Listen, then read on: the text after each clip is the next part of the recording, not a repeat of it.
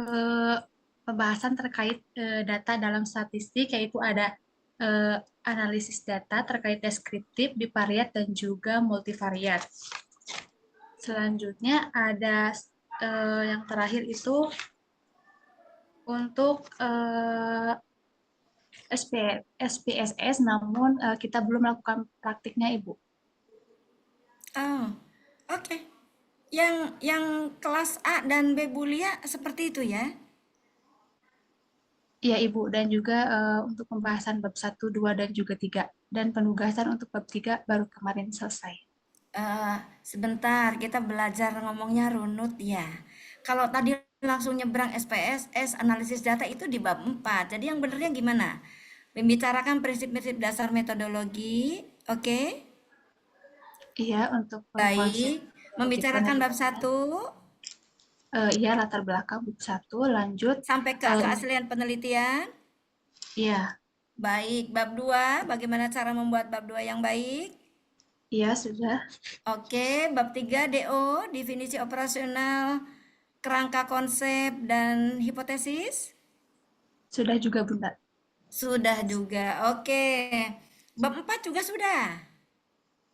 Ibu Lia menyampaikan sekilas terkait statistiknya Ya, itu, karena Bunda. sebetulnya Bulia hanya sampai bab 3. Ya. Karena pembagiannya bab 4, 5, 6 bagian Bunda. Lalu bagian awal nanti ya bagaimana cara membuat abstrak ya dan menata lampiran dan sebagainya gitu ya. Itu bagiannya Bunda. Oke, sekarang yang di kelas C dan D. Kampus satu dulu. Boleh? Jawab untuk menjawab. Pertemuan Ya. pertama dengan Bu Dr. Lulu itu kita membahas tentang pengetahuan, sains, dan filsafat dalam penelitian kesehatan, membahas tentang pembahasan bab penulisan proposal dan laporan penelitian, Bunda. Lalu pembahasan tentang kerangka teoritis dan pengambilan hipotesis, melakukan metode penelitian kualitatif dan kuantitatif dalam keperawatan, pemilihan sampel dalam pembahasan contoh outline dan proposal, Bunda, lalu pengembangan instrumen pengumpulan data, pengumpulan dan pengelolaan data dan jenis dalam penelitian, jenis-jenis penelitian, desain eksperimental sederhana dalam penelitian keperawatan, lalu penelitian deskriptif dan cross-seksional, penelitian case control dan cohort. Izin Bunda, seperti itu. Baik, jadi bab 2 belum tahu gimana cara membuat bab 2. Sudah dibahas Bunda, namun seperti contohnya saja itu. Bab 3 juga. Iya Bunda, sama waktu itu dilangsungkan saja Bunda dari pembahasan pertama ke medlit bab penulisan proposal. Gitu ya. Baik, agak sedikit berbeda walaupun kita sudah punya punya outline yang sama ya sebetulnya. Baik, coba yang dari kampus 2.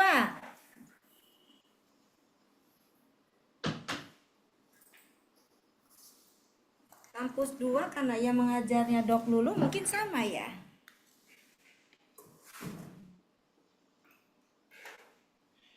Izin Bunda, kami Ya, dari dua untuk materi yang disampaikan seperti kampus satu karena kebetulan sama ya. Oke deh. Baik, baik. Oke. Hari ini kita ada yang kita sebut sebagai rechecking atau maturasi dari pembelajaran metodologi ya. Mungkin Bunda ingin memberikan ulasan dulu apa sih sebetulnya yang harus dimiliki, dipersiapkan oleh seorang yang mau meneliti gitu ya. Saya berangkat dari person to move untuk research ya.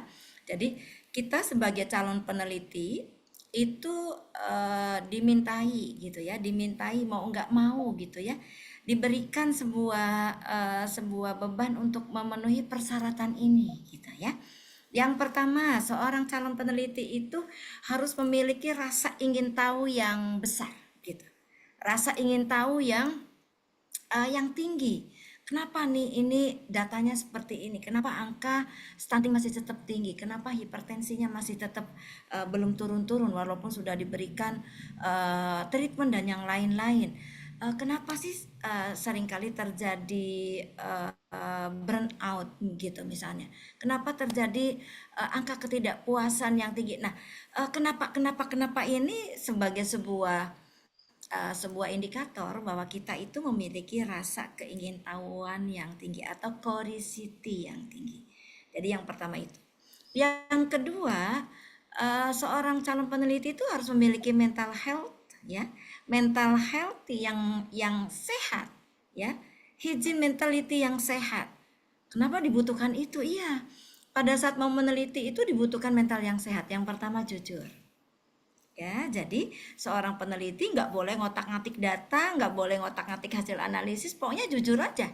Apa yang sudah dilakukan, apa yang sudah diperoleh, apa yang mau dianalisis, ditulis dan sebagainya itu mengindikasikan bahwa si peneliti ini harus memiliki mental health. Yang pertama adalah jujur.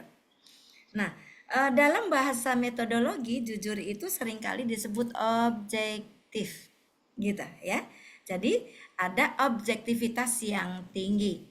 Yang kedua, mental healthy-nya seorang peneliti yaitu gigih.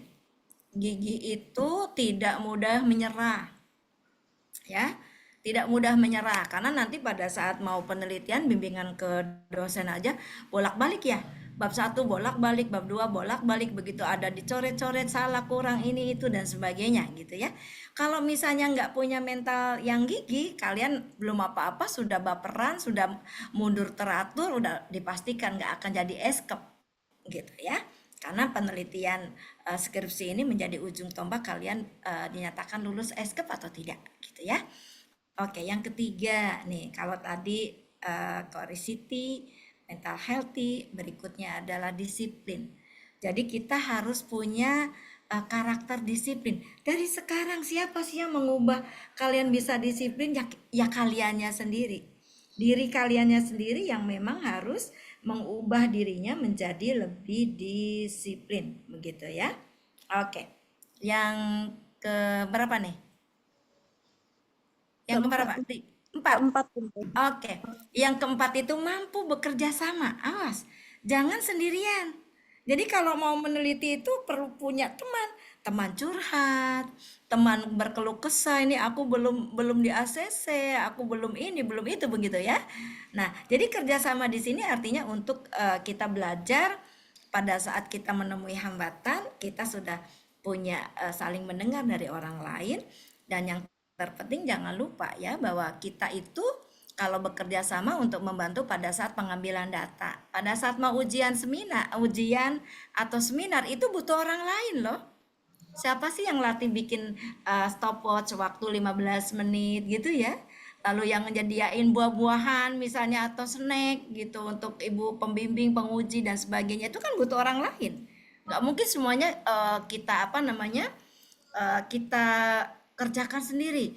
Terus yang sekarang anak-anak itu kalau begitu habis ujian sidang, teman-teman wek-weknya itu sudah menyediakan kejutan, ada boneka-boneka, hadiah dan sebagainya. Itu juga kan menunjukkan bahwa kalian itu memiliki mental healthy ya. Terakhir, kalian harus memiliki perencanaan yang baik. Kapan kalian bimbingan, kapan kalian ke lapangan, menganalisis data dan sebagainya ya. Oke, syarat berikutnya kalian harus menguasai teknologinya. Kira-kira untuk apa ya harus menguasai teknologi? Jelaslah sekarang itu mencari data, bikin PPT, PowerPoint gitu ya, mencari jurnal, browsing referensi, buku referensi dan sebagainya. Jelas itu membutuhkan kemampuan teknologi yang baik. Berikutnya, kemampuan mengetik. Karena mengetik di handphone dengan mengetik di laptop itu berbeda, ya. Jadi kalian harus memiliki kemampuan di wilayah itu. Oke, selanjutnya syarat berikutnya adalah kalian harus memiliki kemampuan untuk mengoperasionalkan SPSS, ya, mengoperasionalkan SPSS. nanti bisa saling membantu, bisa bersama-sama gitu ya. Bisa apa ya istilahnya? Bisa apa istilahnya tuh saling membantu. Yang paling tepat apa ya? Bisa memberikan saling penguatan gitu ya. Penguatan untuk masalah analisis data. Oke. Jadi seorang peneliti memiliki beberapa persyaratan. Boleh diulang? Silakan, siapa yang mau mengulangnya? Izin Bunda untuk Siap. yang pertama itu syarat penelitian harus ada rasa ingin tahu yang tinggi tentang masalah di Mhm. lapangan contohnya. Ya. Lalu yang kedua, mempunyai mental health yang sehat, lalu disiplin, mampu bekerja sama, perencanaan yang baik dan menguasai teknologi, mampu mengetik dengan baik, dan terakhir kemampuan mengoperasionalkan SPSS. Terima kasih Bunda. Oke. Baik. Nah, kita lanjutkan lagi. Untuk mengenal wawasan bahwa satu penelitian, begitu ya, satu penelitian itu memiliki beberapa tahapan. Yang pertama adalah tahapan persiapan. Jadi kalian sebelum meneliti itu diberikan pembekalan-pembekalan yang kita klasifikasikan dengan notabene persyaratan dalam posisi 1 persiapan. Apa saja yang persiapan itu? Diantaranya kalian dibekali dengan metodologi. Oke, kalian dibekali dengan biostatistik. Itu persyaratan yang mau tidak mau membuat persiapan kalian membuat skripsi itu jauh lebih siap. Betul ya? Jadi kalian mengikuti metodologi biostatistik, kitanya semakin paham. Yang kedua, kalian nanti juga akan mengalami proses pembimbingan. Ya, proses pembimbingan, ada pembimbing 1, ada pembimbing 2 gitu. Sebentar, ini kayaknya belum direkam ya, Neng? Tolong direkam jadi nanti bisa kalian ulang ya pada saat sudah pembelajaran. Yang kedua adalah kalian akan melalui satu proses yang ngeri-ngeri sedep karena ada banyak pembelajaran gitu ya. Bimbingan biasanya sampai begadang malamnya, ngetik-ngetik, mempelajari gitu ya. Justru menurut Bunda sih itu keseruannya ya, ada sebuah kenangan indah gitu pada saat membuat sebuah riset gitu ya. Jadi ada pembimbing 1, ada pembimbing 2. Yang berikutnya di tahapan tadi tahap persiapan, bisa jadi di dalam tahap persiapan ada yang kita sebut dengan proses pencarian data. Proses pencarian data ini untuk digunakan pada saat kalian membuat bab 1 begitu ya, bab 1 di latar belakang itu sangat membutuhkan ada kita sebut dengan pencarian data. Nah, kalau misalnya ada yang mempersyaratkan harus ada uji studi pendahuluan, itu juga sudah termasuk dalam kategori gitu ya, kategori persiapan. Jadi kalau ditanya persiapan itu nanti wujudnya apa? Wujudnya kalian punya draft ya, skripsi yang sudah di ACC oleh pembimbing 1 dan 2 dan siap untuk maju semprov. Jadi maju semprov itu adalah tahap terakhir kalian yang kita sebut sebagai tahapan persiapan. Oke. Yang berikutnya adalah tahap pelaksanaan. Ya. Tahap pelaksanaan intinya adalah kalian masuk ke lapangan begitu ya. Di lapangan terus berkolaborasi dengan sekolah atau lembaga yang memang harus didatengin begitu ya.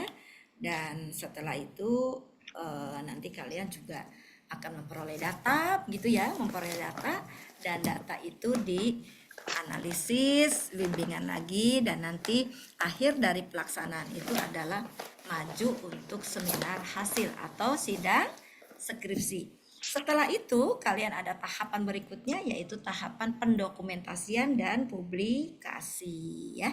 Terakhir nanti kalian harus dipublikasi dan itu menjadi syarat untuk mengikuti wisuda dan yudisium atau yudisium dan wisuda ya.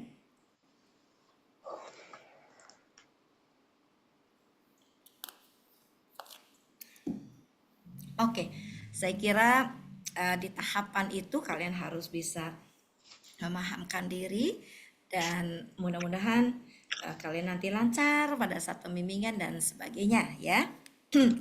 Oke, saya boleh bertanya apakah kalian sudah menggunakan atau sudah membuat sebuah outline? Izin Bunda menjawab. Yap. Sudah Bunda waktu kemarin dengan Dokter Lulu, namun itu hanya simulasi saja Bunda. Oke, baik. Jadi sudah bisa.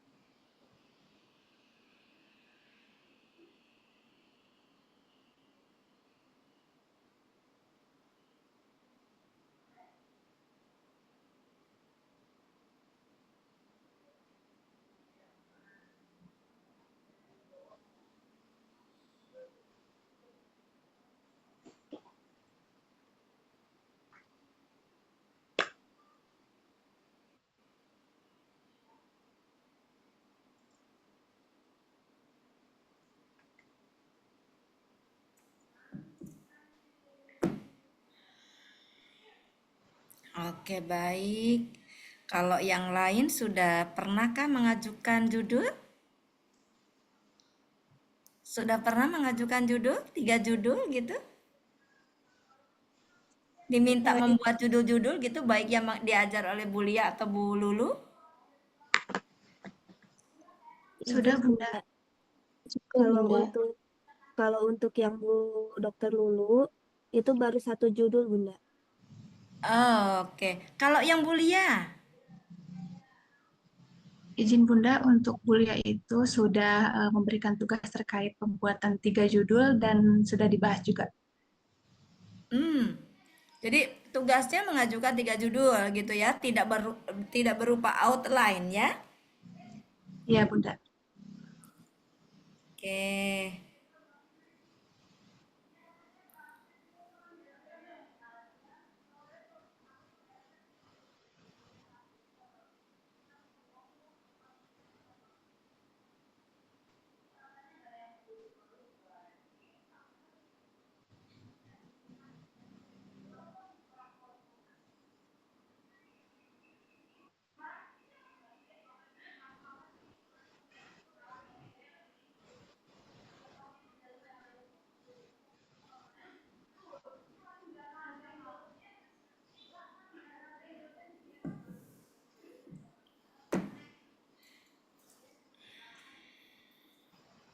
Sebentar ya.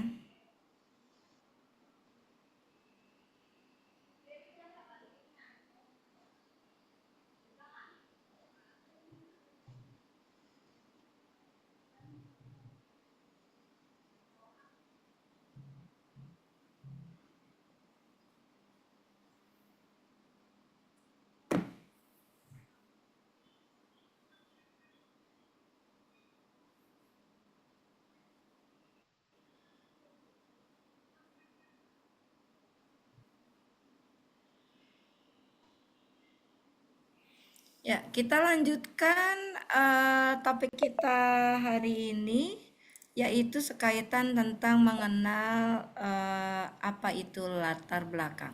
Kita fokus di bab 1 dulu ya, maturasi bab 1. Oke.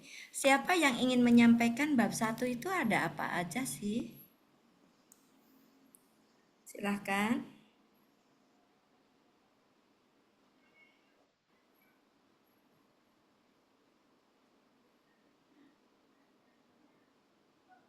Izin Bunda untuk Ya. menjawab ini. Untuk di bab 1 biasanya berisikan latar belakang, rumusan masalah, tujuan penelitian, manfaat penelitian, dan keaslian penelitian, Bunda. Baik. Yang lain sudah bisa memahami itu? Ya, kita lanjut. Siapa yang ingin menjelaskan di latar belakang itu ada apa saja?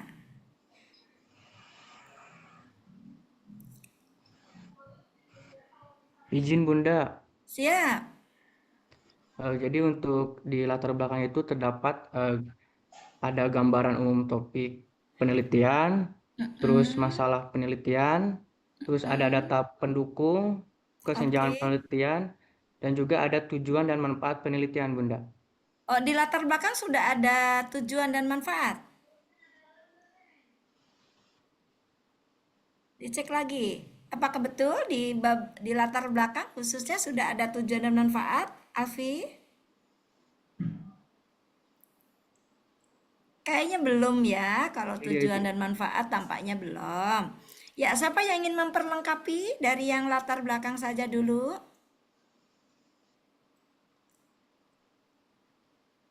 Dari tadi Silvi, Ai gitu ya. Coba yang lainnya, nggak apa-apa. Yuk, Izin Bu menjawab Bu. siap. Yang pertama itu ada gambaran umum topiknya. Terus yang kedua ada fenomena atau gap yang terjadi saat ini. Terus penelitian pendahuluan. Jadi celah apa yang belum mereka bahas gitu. Terus yang keempat urgensi. Kenapa judul ini dia harus diteliti gitu Bu. Ya, kalau Ya. digabung gitu ya, digabung yang punyanya Alfi sama sama Taufik sudah 80%, tersisa ada 20% lagi. Yang kalau kalimatnya tadi ada fenomena, ada topik, ada urgensi, ngerti nggak isinya apa sih itu? Ngerti nggak? Urgensi itu harus dituangkan dalam seperti apa gitu, ngerti? Sudah ngerti? Coba gimana Taufik? Yang dimaksud dengan urgensi itu seperti apa? Jadi urgensi ini jelasin dampak atau masalah yang nggak bisa diselesaikan gitu Bu. Kalau urgensi jadi seperti itu ya. Iya, Oke, Bu. baik. Kira-kira apa ya yang masih belum ada? Satu lagi di latar belakang ini, pokok pikiran ini yang belum ada. Kira-kira apa ya? Tadi fenomena yang menjadi masalah, penegasan topik, data pendukung gitu ya. Lalu ada urgensi gitu. Kira-kira apa yang satu lagi yang belum ada? Izin Ibu menjawab kalau kesenjangan penelitian dengan peneliti lain. Ya, itu yang tadi masalah. Masalah itu kan kesenjangan penelitian data kita saat ini, harapan kita saat ini dengan yang lainnya ya. Baik, yuk kita fokus di latar belakang. Nah, latar belakang ini intinya sebetulnya kalau digabung pakai bahasa yang kira-kiranya lebih mudah buat kalian, pokok pikiran di latar belakang masalah itu ada 5. Ya, ada 5 pokok pikiran yang ada dalam latar belakang. Yang pertama, kita harus memaparkan fenomena yang menjadi masalah. Fenomena yang menjadi masalah ini kita simpan di dalam paragraf pertama. Fenomena yang menjadi masalah. Fenomena yang menjadi masalah kalian itu seringkali kita sebut sebagai tema utama penelitian.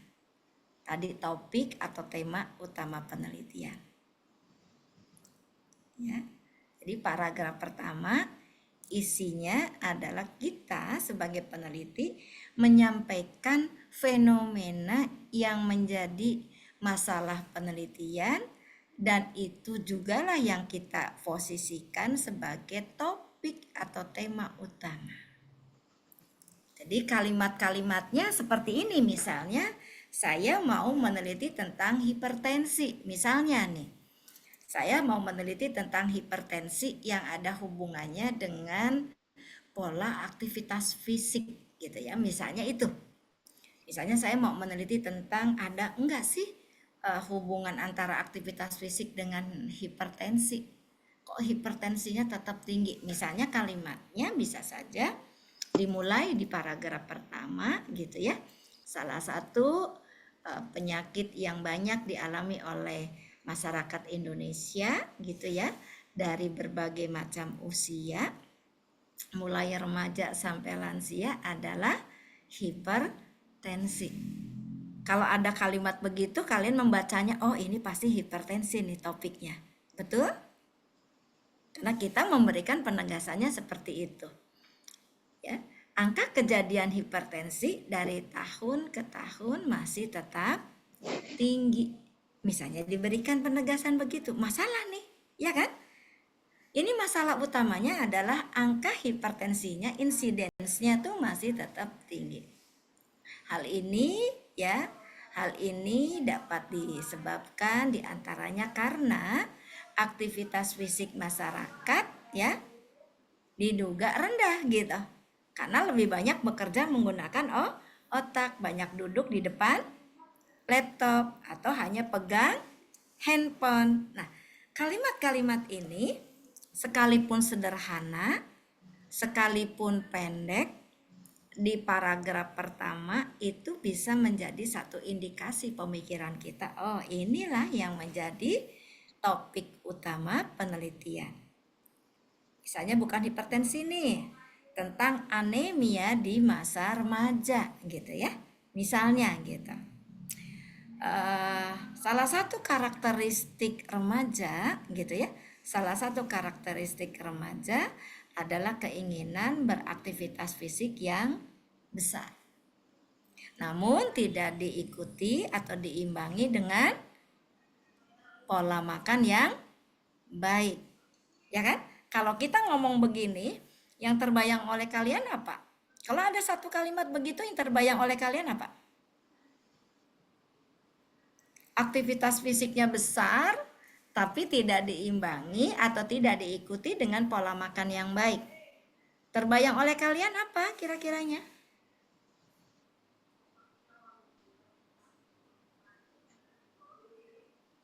Ya.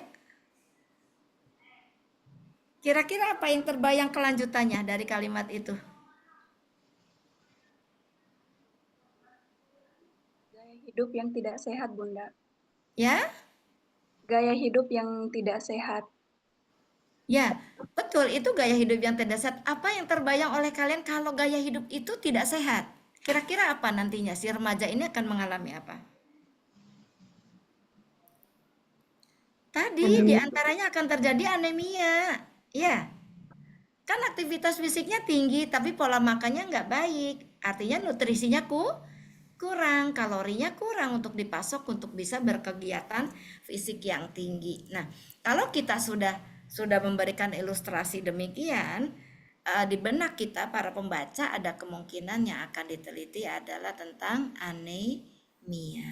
Nah, ini yang kita sebut di paragraf pertama sebagai memaparkan apa sih yang menjadi topik utama penelitian atau fenomena apa sih yang banyak terjadi. Yang pertama tadi hipertensi, yang kedua adalah pola atau gaya hidup yang tidak sehat pada remaja. Nah, fakta ini tentu harus dikuatkan gitu. Dikuatkan di paragraf kedua, ketiga ya. Paragraf kedua, ketiga mungkin sampai keempat itu data-data pendukung yang tadi Alfi bilang itu ada data-data pendukung yang menjadi utama. Nah, data-data pendukung ini bisa dibuat sebagai leveling yang berbeda. Ada data yang sifatnya internasional, ya. Data-data internasional bisa diambil dari WHO gitu. Ya, dari WHO. Lalu turun setelah WHO, turun berikutnya yang lebih yang lebih rendah yaitu data-data nasional ya. Data-data nasional. Untuk WHO dan nasional Bunda sarankan ambil paling tidaknya 2-3 tahun ke belakang. Jadi datanya kalau kalian meneliti tahun ini 2026, berarti mundur 2025, 2024, paling tidak 2024, 2025 dan data di 2026 gitu ya. Itu akan jauh lebih baik memberikan pemahaman pada kita sebagai pembaca ya, pembaca karya tulis kalian. Setelah nasional, ini sunnah ya. Kalau kita sebut sunnah. Data nasional dan internasional itu sunnah. Nah, berikutnya adalah data-data penunggu tentang anemia pada remaja atau tentang hipertensi pada usia subur gitu ya. Yang sifatnya wilayah. Sifatnya wilayah. Jawa Barat, mungkin Jawa Tengah kalau ada yang dari Jawa Tengah. Nah, data-data ini sifatnya sunnah muakkad, artinya sunnah yang mendekati wajib. Ya, harus ada penguatannya. Nah, berikutnya ini yang wajibnya yaitu data di kabupaten atau kecamatan atau tempat penelitian ya. Jadi kabupaten, kecamatan dan tempat penelitian ini wajib, artinya harus ada datanya. Tidak boleh tidak ada.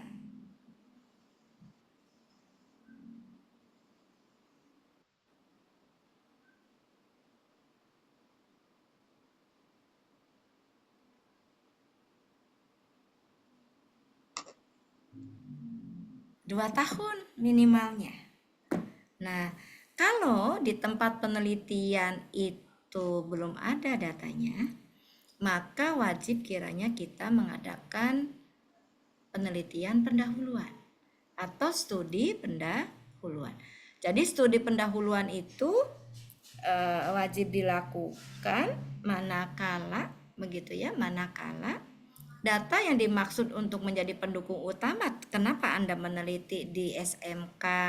Kenapa meneliti di Puskesmas A? Kenapa meneliti anak sekolah TK dan sebagainya? Begitu. Itu bisa dilakukan dengan melakukan atau melaksanakan studi pendahuluan.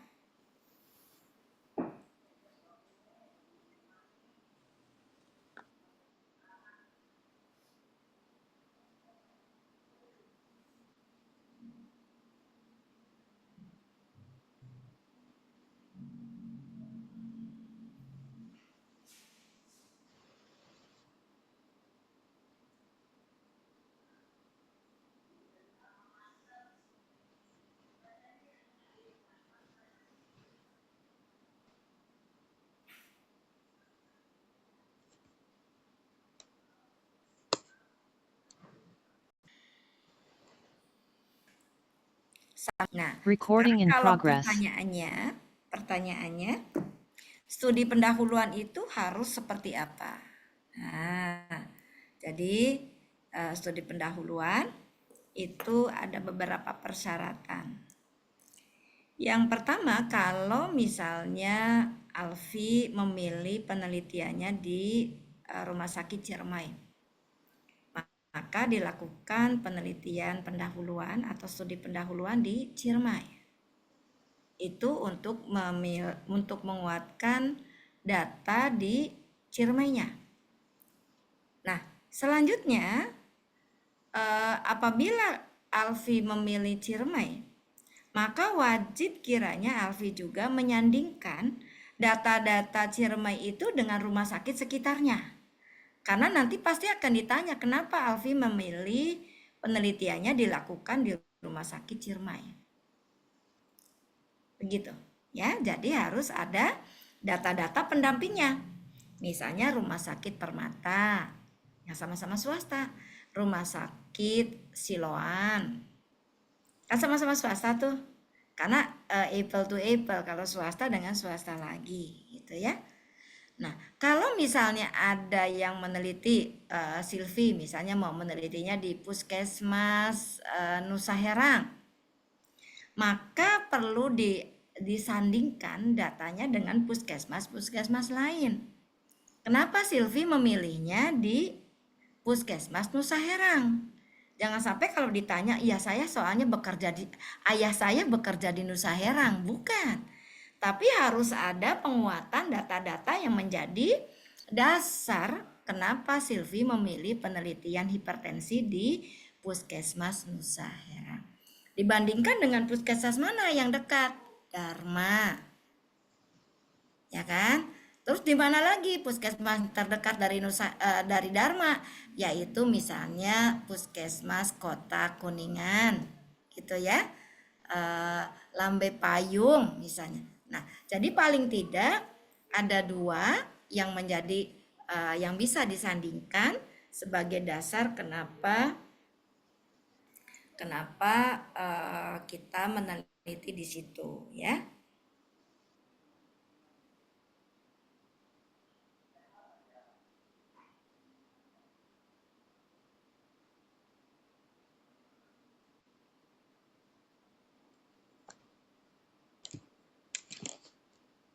Jadi latar belakang yang pertama ada fakta, yang kedua Bunda sudah menyampaikan paragraf 2, 3, dan 4 mungkin seperti itu ya. Kita menyampaikan tentang data-data yang menjadi penguat kenapa Anda meneliti.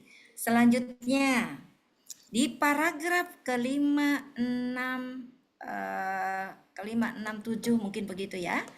Esensinya adalah kita mengelaborasi atau menghargai, menyandingkan atau menyampaikan hasil-hasil penelitian terdahulu yang sesuai dengan variabel penelitian kalian. Tadi Alfi juga sudah menyampaikan ya. Jadi menyampaikan hasil-hasil penelitian terdahulu yang variabel-variabelnya itu sama dengan apa yang akan kita teliti gitu ya. Terakhir, kalau itu sudah ada,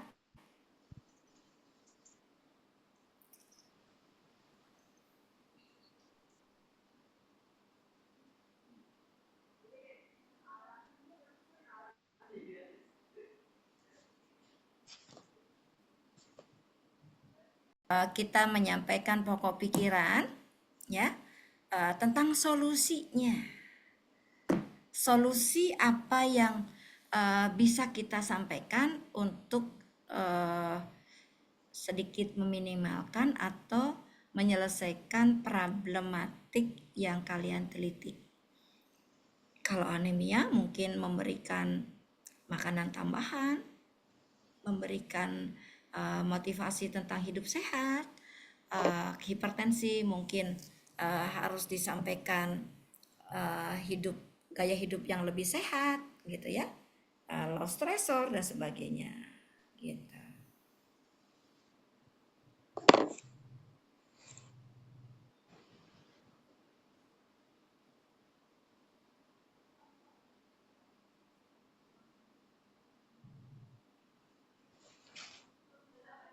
Udah clear? Bisa lebih paham? Jadi kalau kita bikin paragraf mungkin bisa ada 8 paragraf, kalau halaman mungkin bisa sampai 4-5 halaman. Ya. Jadi latar belakang itu cukup maksimal 5 halaman. Kalau ada latar belakang aja sampai 10 halaman ada yang nggak benar itu ya. Jadi fokus-fokus kita membuat ilustrasi, pernyataan-pernyataan, tetapi di dalamnya ada fakta yang menjadi masalah gitu ya, yang sekaligus juga menjadi topik penelitian kalian. Ada data-data pendukung mulai internasional, nasional, wilayah ya, yang sifatnya sunnah muakkadah sampai yang wajib. Kalian juga menghargai, menyandingkan hasil-hasil penelitian terdahulu begitu ya, mengelaborasi hasil riset terdahulu begitu yang ada kaitannya dengan paragraf-paragraf penelitian kalian begitu. Dan yang terakhir kita memberikan solusi. Oke, ada yang mau ditanyakan khusus untuk latar belakang, karena ini yang paling sulit nanti di bab 1 adalah tentang latar belakang. Clear? Ya, ada yang mau ditanyakan? Mau izin bertanya, Bunda? Ya.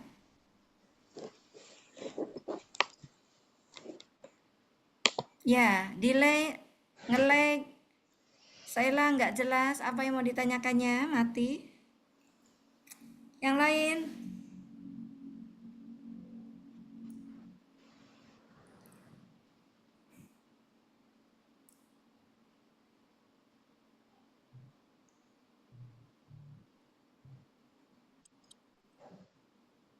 Bunda Sheila izin bertanya mengenai tadi yang sudah dipaparkan di latar Ya. belakang sendiri.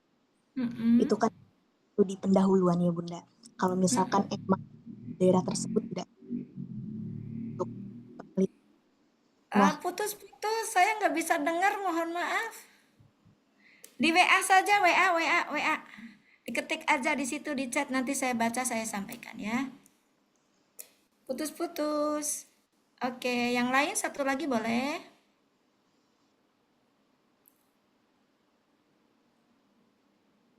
Ada yang mau ditanyakan? Ya, kalau tidak ada kita lanjut ke rumusan masalah. Ya, rumusan masalah menjadi sangat khas sebagai sebuah pertanyaan penelitian. Dan rumusan masalah yang baik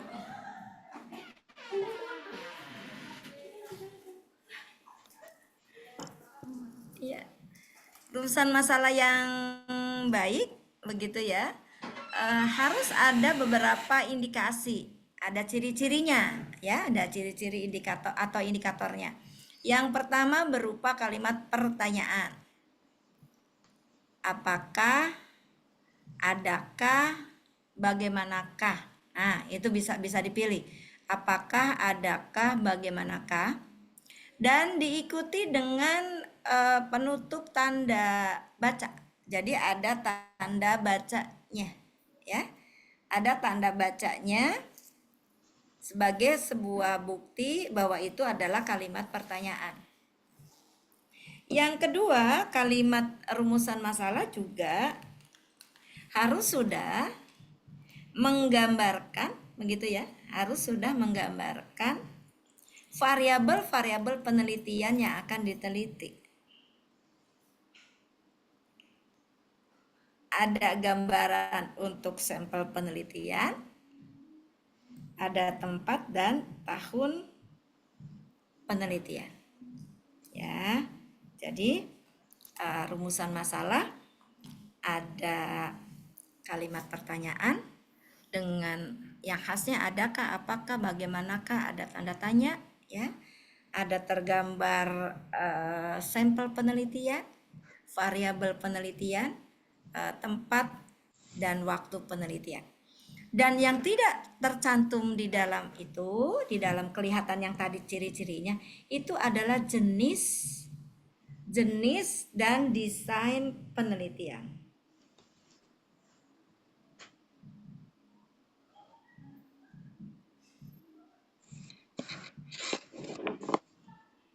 Jenis dan desain penelitian.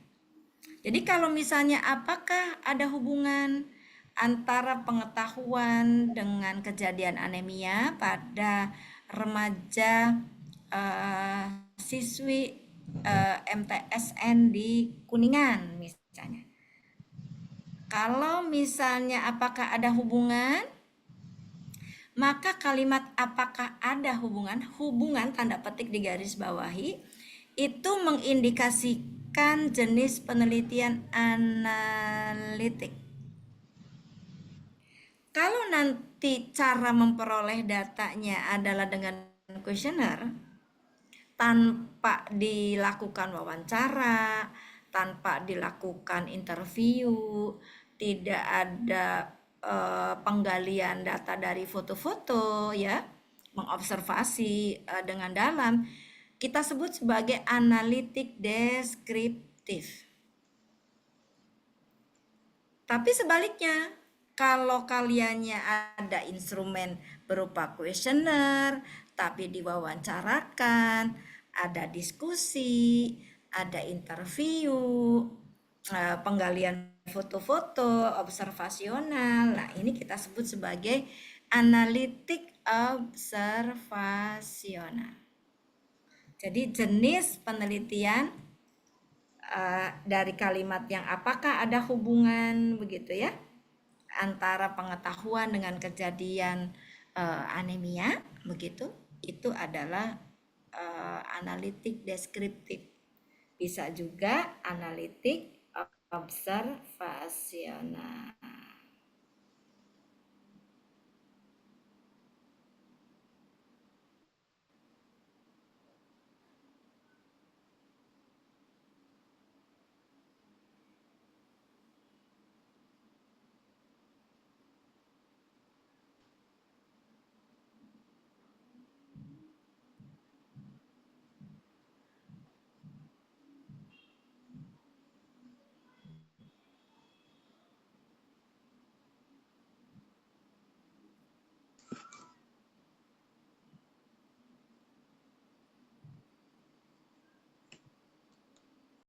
Kalau yang nanti cara memperoleh datanya dengan wawancara, dengan interview, diskusi itu namanya jenis penelitian analitik observasional. Ya, kita lanjutkan. Kalau pertanyaannya apakah ada pengaruh pemberian PMT, makanan PMT pemberian makanan tambahan ya terhadap peningkatan berat badan bayi stunting begitu ya di Puskesmas Maleber Kuningan 2026. Kalau ada satu rumusan masalahnya seperti ini, apakah ada pengaruh gitu ya pemberian PMT, maka jenis penelitiannya adalah eksperimental. Ya, jadi jenis penelitian eksperimental cirinya apabila kita memberikan satu perlakuan baru terhadap kelompok sampelnya. Kalau hanya satu perlakuan, maka kita sebut dengan quasi eksperimental. Jenis penelitiannya quasi eksperimental. Tapi kalau kita memberikan PMT dengan nasi sagu dan yang satunya PMT dengan pemberian bubur jagung, ini kita sebut sebagai true eksperimental karena ada kontrol, ada pembanding ya. Nah, itu contoh dari rumusan masalah.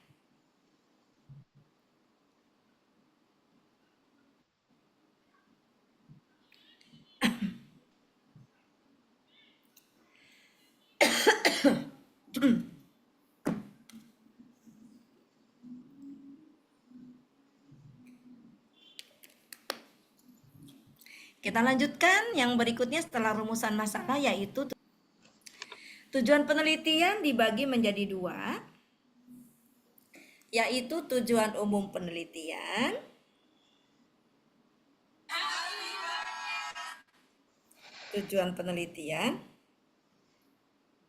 umum dan khusus.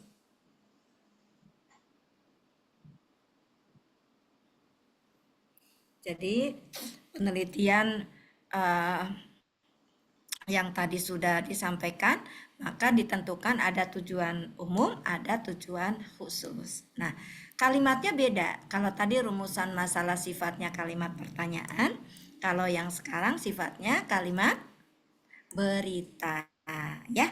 Nah, kata-kata clue-nya tujuan umum itu biasanya di kategori yang kita sebut kalimat pelaksanaan. Jadi misalnya bertujuan untuk menganalisis, jadi kata-kata yang dipakai bisa mengidentifikasi, bisa menganalisis, bisa mengevaluasi, begitu ya.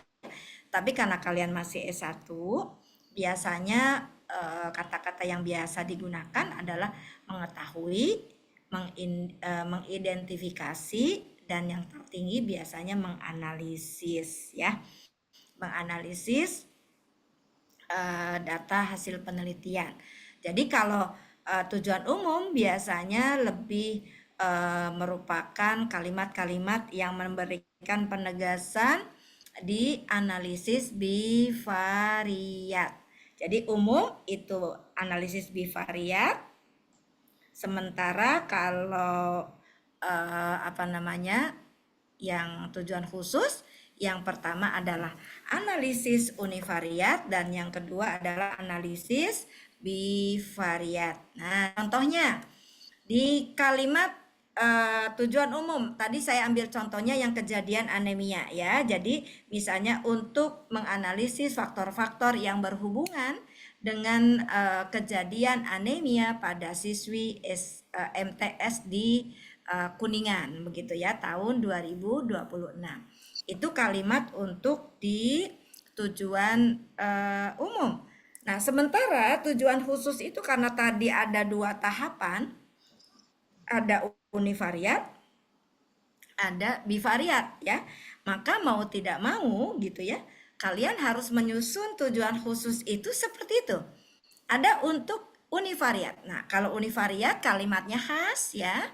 Untuk mendapatkan gambaran atau untuk mengetahui gambaran. Nah, jadi univariat itu clue-nya, titik kunci utamanya adalah mengetahui dan menggambarkan. Gambaran apa? Gambaran faktor-faktor yang tadi, misalnya faktornya kan belum disebutkan. Misalnya ada karena anemia ada status gizi, tingkat pendapatan orang tua, aktivitas fisik siswa gitu ya. Lalu riwayat penyakit misalnya yang ada kaitannya, yang ada di hubungannya dengan kejadian anemia pada siswi MTS di Kuningan ya. Jadi yang pertama adalah univariat, lalu yang kedua adalah tujuan khusus yang indikasikan untuk bivariat. Jadi untuk menganalisis hubungan antara status gizi dengan kejadian anemia, bla bla bla sama kalimatnya ya. Jadi kalau bivariat itu satu variabel dengan variabel bebas dengan variabel terikat. Kalau kitanya ada 3 variabel, misalnya status gizi, pendapatan orang tua dan riwayat penyakit, berarti ada 3 bivariat, tujuan khusus bivariat dan yang satunya adalah univariat. Jadi tujuan umumnya 1, tujuan khususnya ada 4 ya. Oke, baik. Mudah-mudahan untuk yang tujuan penelitian clear ya. Insya Allah ini nanti bisa diputar kembali rekamannya biar kalian bisa lebih paham ya. Sekarang 1.4 ya. 1.4 adalah manfaat penelitian ya.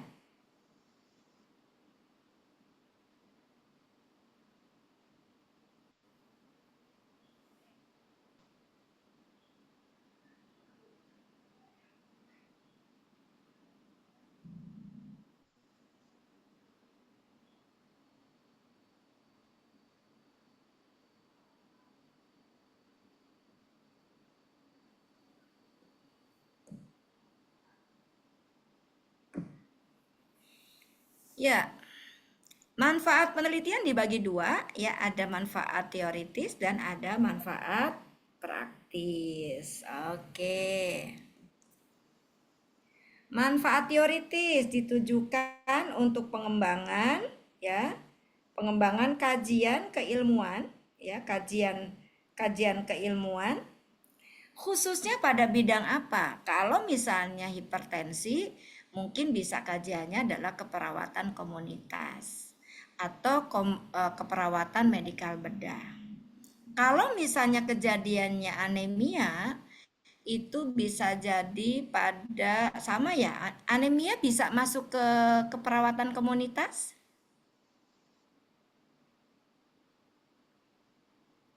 Bisa ya? Keperawatan komunitas gitu, anemia. Kalau penekanannya pada gizi, faktor gizi berarti ke keperawatan apa?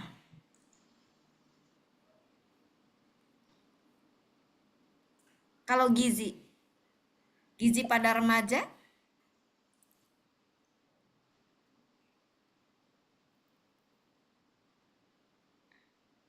Kalau gizi remaja apa masuknya? Ya udah nanti dicarilah pokoknya topik-topik itu dikaitkan dengan bidang kajian peminatan yang ada di dalam keperawatan. Keperawatan kan ada gerontik, ya, ada maternitas, ada anak. Kalau stunting tadi pasti keperawatan anak lah ya. Kalau remaja mungkin bisa dipilih apa gitu ya. Kalau lansia kondisi kebugaran jasmani pada lansia atau hipertensi pada lansia bisa jadi adalah keperawatan gerontik gitu ya. Jadi tergantung dengan bidang-bidang peminatan yang sesuai dengan kajian utama penelitian kalian.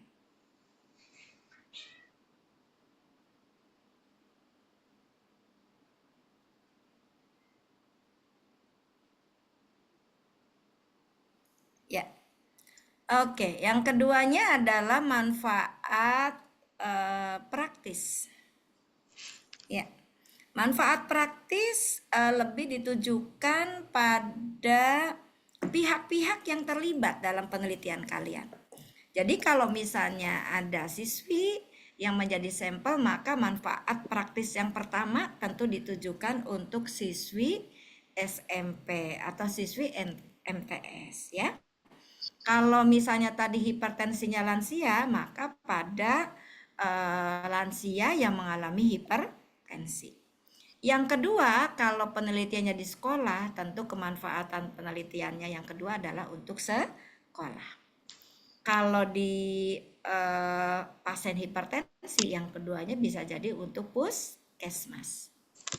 Yang ketiga, ini yang tidak bisa diabaikan, ditinggalkan adalah bagi prodi.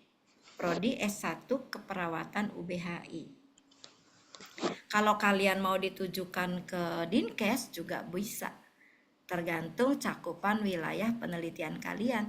Kalau hanya satu puskesmas kayaknya tidak perlu untuk Dinkes. Atau satu SMP kayaknya tidak cukup juga menjadi dasar untuk Dinas Pendidikan dan Kebudayaan. Gitu ya. Jadi manfaat praktis, saya ulangi lagi, lebih ditujukan pada pihak-pihak yang berhubungan langsung begitu ya, berkaitan langsung dengan proses penelitian itu.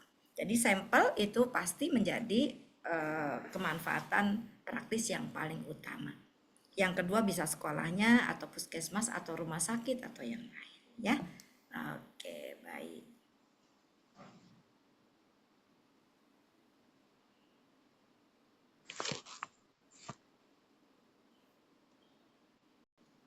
Keaslian penelitian di buku panduan itu mensyaratkan ada 5 penelitian terdahulu, ya. Ada 5 penelitian terdahulu. Nah, 5 penelitian terdahulu ini kalian cari batasnya 5 tahun ke belakang. Jadi untuk yang ditampilkan dalam tabel keaslian penelitian itu dicari dari penelitian-penelitian terdahulu yang serupa tapi tak sama, artinya tidak mirip sekali dengan yang punya kalian. Itu jurnalnya 5 tahun ke belakang. Ya, 5 tahun ke belakang. Yang kedua, kalian perlu membuat sebuah kesimpulan. Apa sih yang menjadi bedanya dengan penelitian kalian? Karena keaslian penelitian itu pada intinya adalah menyampaikan sekaitan tentang perbedaan, begitu ya. Perbedaan antara hasil penelitian terdahulu dengan penelitian yang dilakukan oleh kalian.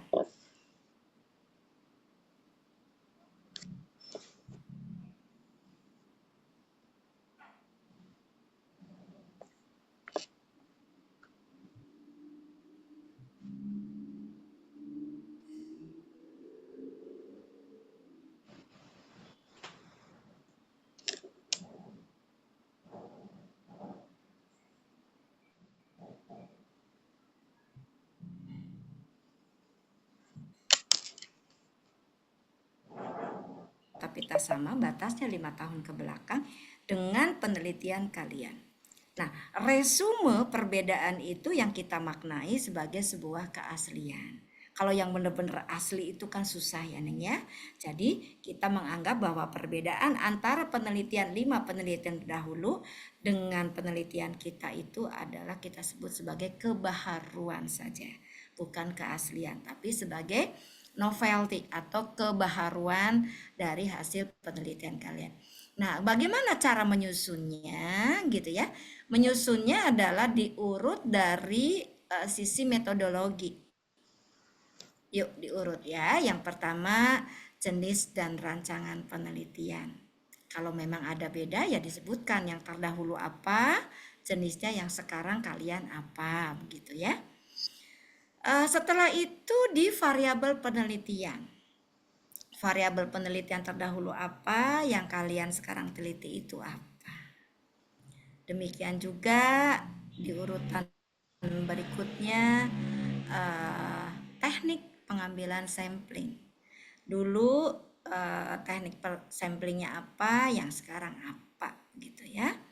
Yang keempat bisa jadi adalah instrumen penelitian yang kalian pakai disandingkan dengan penelitian 5 penelitian terdahulu itu bedanya apa gitu. Dan yang terakhir biasanya sekaitan dengan analisis datanya. Pada saat kita melakukan sebuah penyandingan dengan hasil penelitian terdahulu, tidak semua yang tadi Bunda urutkan jenis dan rancangan, variabel, teknik sampling, instrumen dan analisis itu harus ada semua, tidak. Beda satu pun itu bisa menjadi kebaharuan. Lalu kalau kalian melakukan studi pendahuluan itu juga bisa dimasukkan sebagai sebuah nilai kebaharuan. Pun kalau kalian nanti melakukan uji validitas, uji reliabilitas ya, membuat instrumen sendiri, itu juga bisa disebut sebagai sebuah kebaharuan. Ya, jadi kebaharuan bisa saja tadi yang bersifat tadi metodologi, bisa juga tadi misalnya ada hasil pendahuluan, ada hasil uji validitas dan reliabilitas, itu merupakan juga bagian dari novelty. Oke, bab satunya selesai. Nanti insya Allah minggu depan saya tanggal 1, 2, 3 Bunda itu sudah ada tugas ke Bandung dan Jakarta. Jadi kita nanti insya Allah menggunakan wahana Zoom lagi gitu ya. Kita insya Allah menggunakan wahana Zoom lagi. Kalau hari mungkin yang hari Seninnya kita bisa pakai begitu. Karena yang hari Senin itu jam 1 siang Bunda udah kosong. Jadi jam 1 siang Bunda sudah kosong. Insya Allah kita gunakan jam 1 siang untuk membahas bab 2 dan bab 3. Ya. Jadi pertemuan yang kedua kita akan membahas materi bab 2 dan bab 3. PR-nya buat kalian. Saya mau kalian segera membuat 3 judul penelitian. Setiap orang 3 judul penelitian. Lalu segera cantumkan kalian memilihnya di peminatan apa gitu ya. Jadi judulnya misalnya saya memilih peminatan keperawatan gerontik. Nah, judulnya 3.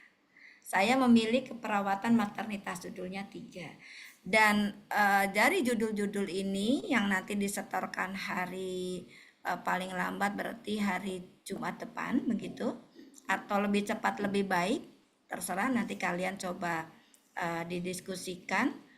Saya akan segera mendiskusikannya dengan prodi, karena keperawatan yang tahun ini yang mau diwisuda tahun ini itu terlambat menyusun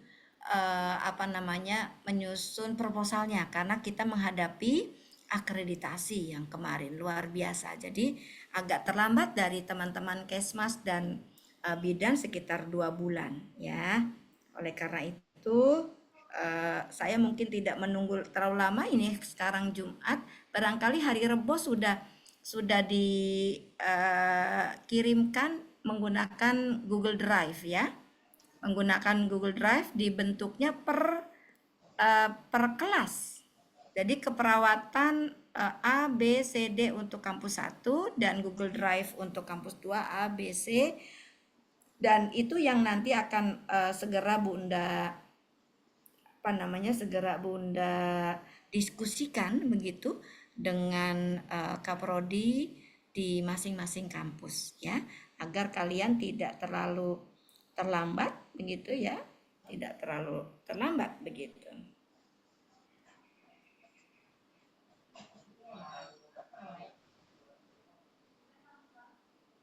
Oke, masih ada waktu 4 menit, mungkin boleh satu pertanyaan. Silakan.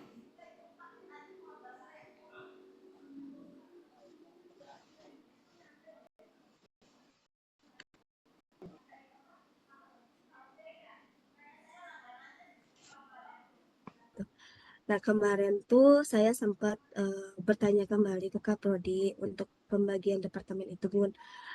Sehingga menunda untuk mengumpulkan itu dulu.